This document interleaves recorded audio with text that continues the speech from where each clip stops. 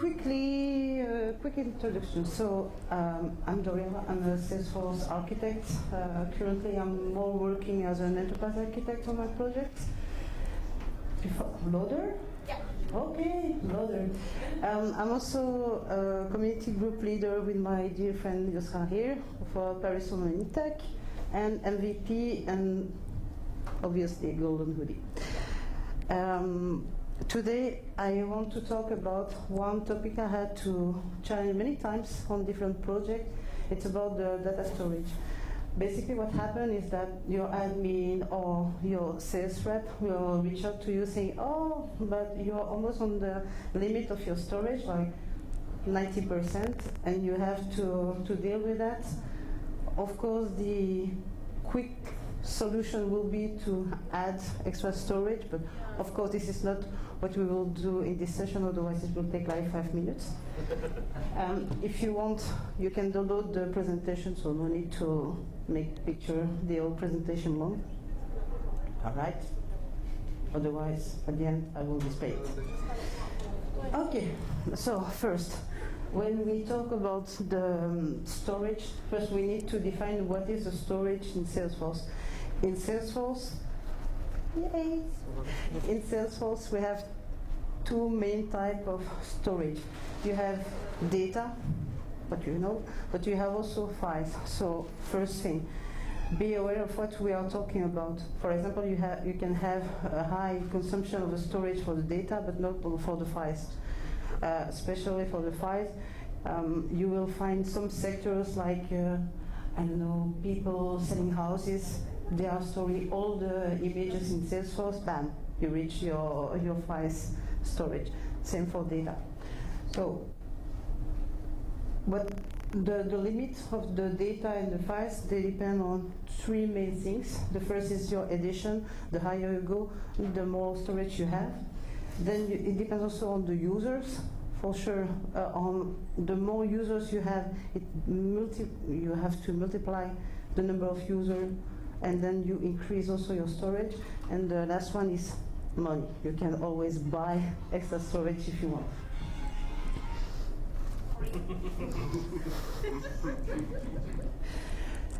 Impact of the storage. This is, I think, the most important thing to take into consideration, because there are many impacts and they are not related to technical stuff. Easy one, the cost. It's also not the main one, but the cost is something to take into consideration. The more you need storage, the more you will have to pay for it. But in this case, we want to decrease the usage. So you also have technical impacts like the performances. The more data you have, the slower will go your queries. You will also have other consideration, like you are using the bulk API to bring back data from external system to Salesforce. You use too many batches, bam, limit reach, nothing else to do. You can also have slowness. For example, you are building LWC, you have too many data, you begin to index all your fields, but that's most of the time it's not efficient enough. You really need to declutter. Data quality, for sure. Common example is duplicates. The more data you have, the most difficult it becomes to manage the data quality. And the integration between systems, the data flowing back and forth from Salesforce to other systems. The more data you have, the more time it will also take to bring the data from one system to the other. Of course, all those three technical stuff, they have an impact on the user adoption, because if it's slow, if it takes time, if the data are not accurate, if well, the user will say Salesforce is not a good solution, although it's a matter of data quality. So this is the real impact you should focus on. And of course, you have other aside things like the compliance. I need to how many times I've heard on project like, yes, but I want to copy the data in Salesforce. Why? Because I want to see them in Salesforce. Okay, but you don't have to copy your data there. You just need to see it from there. And of course, because you are copying, if you were in the session of Frédéric just before, talking about the PII data and compliance and so on, then you have also other consideration. Can I really copy my data there? Should I also delete them after a certain amount of time? And the last one is also backup and restore. Well, depending on the ISV, the solution you will take, it won't be the same cost if you have 1 billion data and if you have thousands of data. Okay? So the first, here in this session, I won't talk about how you need to write your trigger on your batch to achieve this kind of thing. No, I will really go through a way of analyzing the situation that I used for my different projects, and hopefully it will also help you if you have to face the same problem in the future. So the first step is always, as an architect, you should begin with the why. You always need to know why you are doing things. And as I said, you can have many reasons. Maybe there is something in the management saying, everything is okay, we don't have a performance issue, but it's too high, the cost is too high. Okay, then you will focus on the cost. But as I said, it should not be the main focus. The main focus should be there, because if there is nobody using your solution, you're fired as an integration partner, basically. So focus on the right thing. The first one should be this one, because this one is legal. You cannot discuss this. Then this one, and to focus on this one, you need to know why there is a problem of adoption related to those. Okay?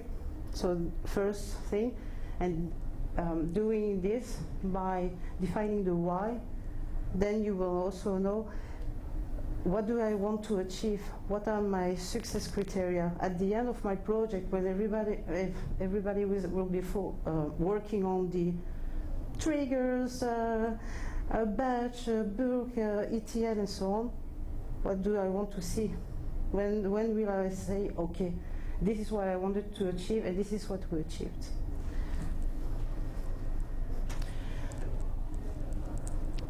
Take the storage. Take the storage, pretty easy. You need to know what so we define what we want to achieve now, which object. Pretty simple. You go to the setup, you check for the object, and then you have all the storage for all your objects. Take into consideration that for some objects, they can't double, like person account, twice the storage, or they don't count, like individual consent. They are not counted towards the global storage. At this point, the focus is, I know that I have storage to manage. It's not possible to begin everywhere. I need to choose some of the objects to begin. So make a short list of 10 objects to start with. Then identify the relationship. Because Salesforce is a modelization in object, you need to see the relationship between your object, because if you delete some records, maybe you will lose the information of other records. Of course, you have lookups, you empty the lookup, and you can also have other technical constraints, like I identify here I have my main object. The storage is too high, I need to delete it. Okay, it's easy to understand. Okay, this is the main object. Here I have a master detail relationship. What will happen? I delete this, and this will be deleted. Easy. Yes. Okay, but what about the lookup? Will they also be deleted? It's not automatic. So I need to manage it. How to manage this? With triggers, other kind of consideration, through ETL, we don't know. Also for some of the lookups, I can also define that you cannot delete the record if you cannot delete the parent if there is something related to a child object. So this is also something to take into consideration. Maybe you can have blockage. And then the parents. We never talk about the parents, but In fact, in a business perspective, it's really important also to take into consideration the parent. Let's say you have the opportunity and then you have the contract and you have a link between both of them, and you say, okay, I will delete the opportunity, I will only keep the contract. But does it make sense? Does it make sense to lose all the information related to the opportunity and keep only the contract?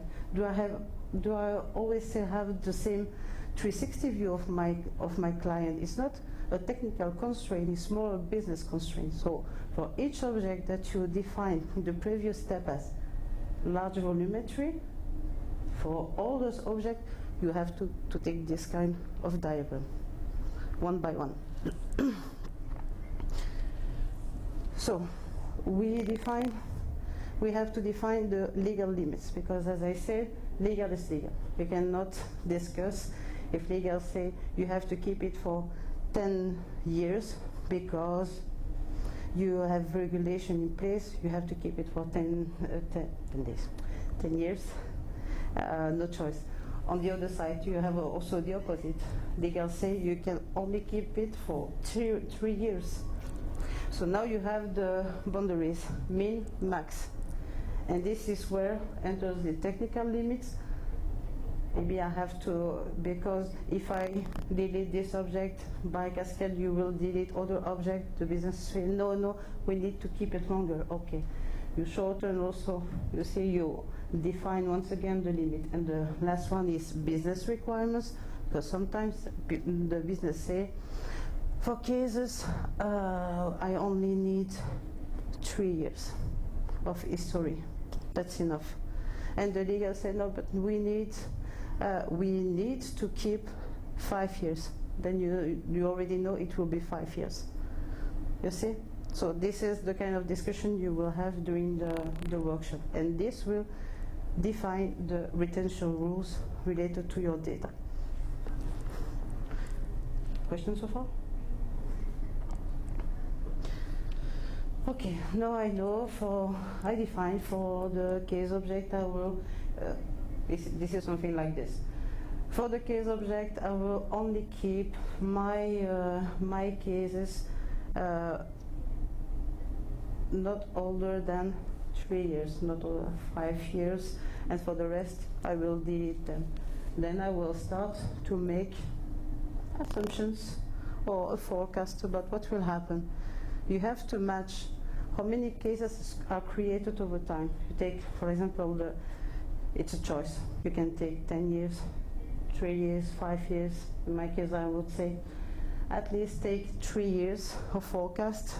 It's not too short, it's not too long. And you make the exercise. How many cases are created per month? Okay. Now, with my retention rule, how many cases will be deleted per month? Because you can say, oh, okay, that seems good. We have purge in place, we have creation. It's kind of the same curve. It will be okay, yes. But when you look at the cumul of the creation, and then what will remain after the deletion, you see that the curve is still really high.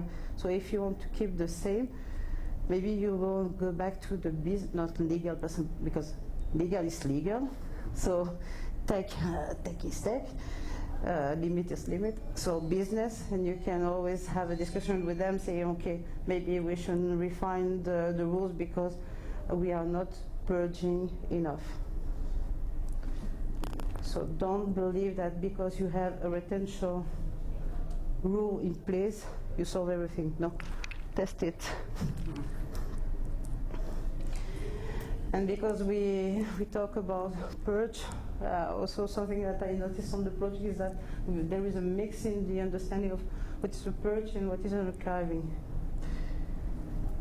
Purge is deletion. You purge, you delete. Okay? Archiving is maybe also purge, but archiving is I take one from one system and I put it to another system. I make a copy. Okay? And you can have both. And why you should have why we should have the purge, why you should have the archiving, well, it depends on your needs. if you are sure that you will never again need the data, that there is no other system using it, that there is no dependency and nothing, then okay, you can go for purge. Otherwise, go for purge, but do archiving. We never know. Basically, do archiving, because we never know. Okay, and also just also for the vocabulary, there is a difference between the data warehouse and the data lake. It's mainly about the usage of the data. For the data warehouse, you have data, you put it at the disposal of the other system. For the data lake, it's more complex. It's really like, on one side you have transformed data, on the other side it's more raw data that you have. So you can put it in both systems, one or the other, depends on what you want to achieve, but at least keep in mind that when it's gone, it's gone. Well, it's in the bin, but after 15 days, it's gone. So make at least a copy. And why? Because why do we decide? Okay, something that I didn't mention also at the beginning. I said many people using the CRM while they are copying all the data, why we have such a high storage. It's because they say, I need to this. When I look at the account records, I need all those information. But it doesn't mean that you have to copy them. You can also virtualize the data. Like if developer, AWC, call out, I get my data, bam, I display my data. For admin, flow, call out, you bring your data. So when do you go for virtualization and also archiving? Well, if you have a process that needs to be triggered based on the change of your data, of course you need to replicate. Otherwise, it's not possible to trigger the process. The second point also is report and dashboard, and for this can be discussed. If you need to build reports, it's difficult if the data are not in your org. And then also the last point is about the data. So the data itself. Do you need to update your data or just to visualize the data? If you have none of them, you go for virtualization, that's the point. If you have some of them, it can still be discussed, because for the process, you say yes, but when I sell something, then I have the order, and if the note of the satisfaction for my survey is low, then I need to do something else, open the case, contact the client, and then because of this I need to copy the data, because I need to build a trigger. But no, you can also have something in between, saying, okay, if there is something happening in a third-party system, you trigger this thing, but on the integration layer, not in Salesforce directly. If it's about creating report and dashboard, please, we have Tableau CRM, so you say, okay, push everything there. No need to have everything in Salesforce. Anyway, Salesforce is not a tool built for report and dashboard or large volumetry. You will say refresh, and you will wait 1 hour, and then say, oh, timeout, why? Wonder why. And then also to update the data, it's not because it's external that you cannot use it. You can use external object, first thing. You can also use AWC. You build a grid component, call out to retrieve data, call out to send the data, and you're done. So you see, you can always challenge. And then the last part is more the practical one. So all we have talked about was about how to lead the workshop you have to do with the business. Now, you know everything, you know how to set up the rules. Of course, you can have many different architecture to achieve this. So in the main lines, what you can do, okay. First, you said this, oh, yes, you need to know who is the master of the data. There is no tool master, no? Okay? if you say the ERP is the master of orders, the ERP is also the one that will manage the retention rules. And the other system will align on this. So this is also a very important topic. Let's say you have the account managed by Salesforce, the other ones are in the ERP or any other system. You define on the account object, you will say, okay, I have a purge, how to achieve this. It can be an ETL, something, a batch, for example, that we run and we delete. Then you can have integration layer using event-driven architecture and saying to all the other systems, okay, we deleted one account. Here we talk about systems like Kafka, Solas, not for millions of records per day, otherwise it's not possible for performance consideration. And the same thing in the opposite way, if it goes about one unitary deletion, you can always have the other system pushing the event to an event-driven architecture and informing Salesforce to delete the records. The other way of doing this is through an ETL. It's always possible to have this kind of rules implemented in the ETL. The talent will delete all the records. Just be careful that this is a two-step process because, as you know, deletion is based on Salesforce ID. So first query, second delete. So keep in mind the blue KPI limits, and it's the same on both sides. Yes, also if you have App Exchange, it will be the same. Your App Exchange will maybe delete some things, but you need also to inform the other system because you replicate also the data. And for if you want to really do that in Salesforce and keep it in Salesforce, as I said, keep in mind that there are limits because as we saw, you have the main object, you will delete other objects, limit in async process, sync process, DML per transaction. We can go like this with many limits. So keep in mind the limits. So okay, I will delete this, and then Salesforce say you perform 1 million DML in one single transaction. You okay? So no. So you said, I also wanted to present you a different way of thinking. This is more an architecture way of thinking, not a developer one. I could have the same session on the development layer. But as you see, you need really to define all the steps. And because you have all those steps defined, you will also have all the deliverables. And from the beginning, with the objective and the success factor, you close the loop here with after the implementation. You look at your implementation, you look how it works, and then you go back to the success factors. Are we okay with, did we check the success factors? This is why this is important to have this loop. And that's it.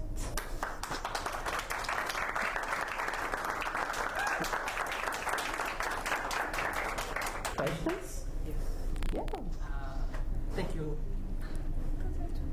Thank you for your very interesting opening. I do have 3 questions. They are mostly on terminology. Just some terminology I don't understand. Can you go back in the slides, please?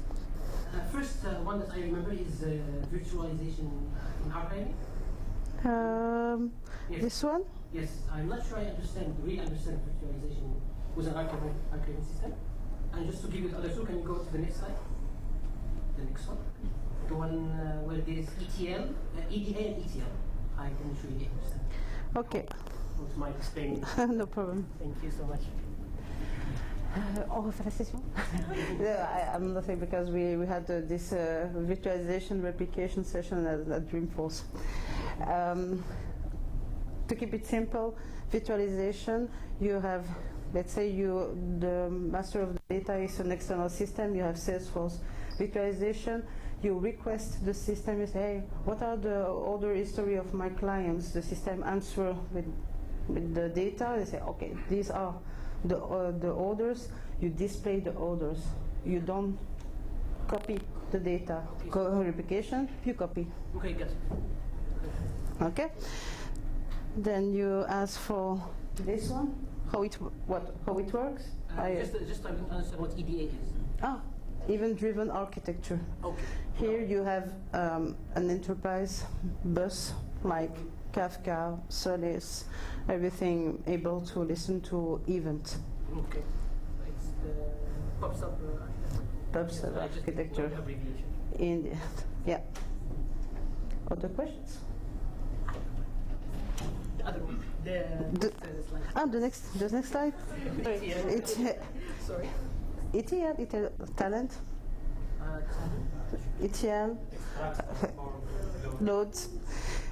Those that are able to request a system, they do something and they push it everywhere else.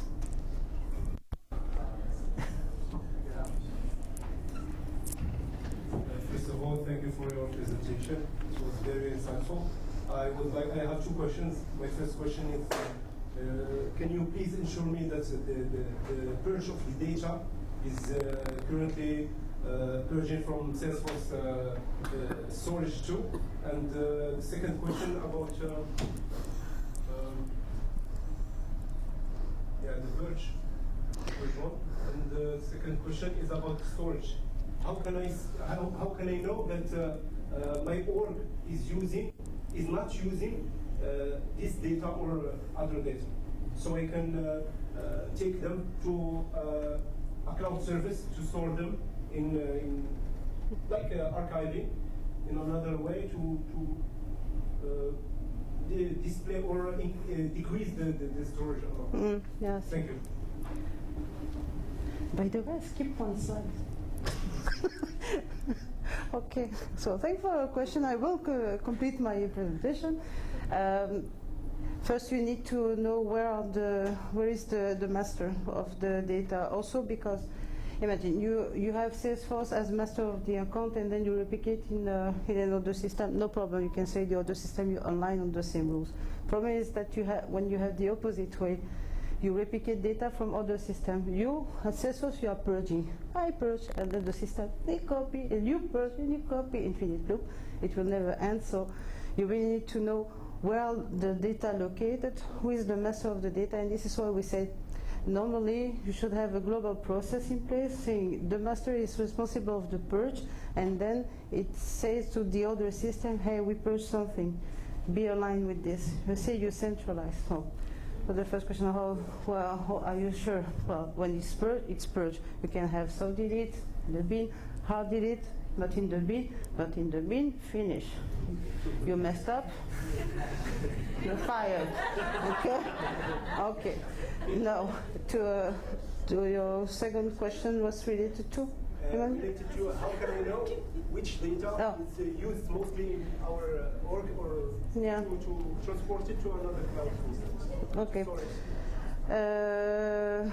You can make reports, not in reports. If you have millions of export and external tool to make reports based, for example, on the modification, then you will see the ratio of modification over time.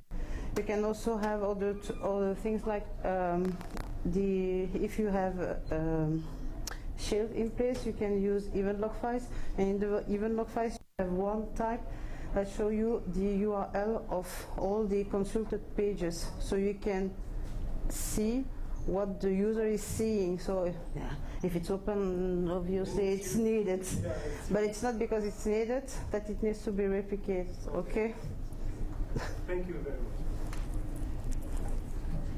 So firstly, thank you for your good presentation, and thank you for choosing this time not the technical things, but the functional things and how to manage this project, because it's really the big things, because I already manage a project on this subject and I know it's the big parts. And what I want to ask is about the big objects. I know, correct me if I'm wrong, but used for storing also reports, and when we use big objects, we are not storing in the storage. Big object type or Excel object? Big objects, okay.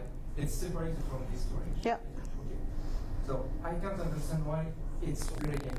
if we need to use it for storing, to store data, I know why they are just, I know it's 2 million records, I think, limitation. I think it Depends on your, yeah. But what is the best case to use this big object in the time when we try to use just archiving our work? Okay. So, the purpose of the first big object, as the name says, it's for many records. It's large data volume object. In large data volume objects, you have also technical limits like skew. In big object, you don't have this because the index of the big object are not built the same way. Basically, you will have, if you already worked in SQL, you will have the same kind of logic with multi-index and composed keys in the big object. This is the real purpose, indexation performance. That's why you use them. No, why it's limited? Pay and it won't be limited. That's for sure. But the problem with the big object is in Purge is that you can only access records by their indexes, and you can only have one index. So when you define your object, you need to be sure that you have. It's not possible, for example, if you put all the image, the email history in big object, it's not possible to say afterward, hey, please delete me all the emails having more than 1 year of age, you see. You can only use the account ID because this is your first key. So that's a real problem in the big object, and to be honest, I have the same issue, and I don't know currently how to manage this. We already asked to Salesforce how to do this, and the only way we found was to delete the object, have an ETL, rebuild the object, but without all the records that needed to be purged. Thank you. Other question? C'est bon?